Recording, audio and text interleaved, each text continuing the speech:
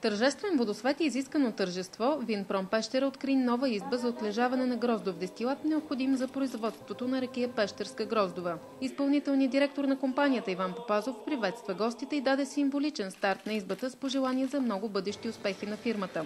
Новопостроената изба е съобразена всички български и европейски изисквания и отговаря изцяло на световните стандарти за производство на алкохолни питиета. В избата са подредени 10 000 бъчви с обем от 500 литра, като общият обем на старещия дестилат е 5 милиона литра. Това е най-голямата изба за отлежаване на дестилат на територията на страната, оборудвана с най-съвременна технология за пълнене и изпразване на бъчвите. Уникална за България система за кондициониране на въздуха.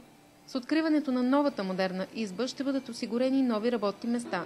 С това Винпром Пещера доказва още веднъж своята социална ангажираност, за която е била многократно награждавана с национални призове като Златна роза и Данъкоплатец на годината.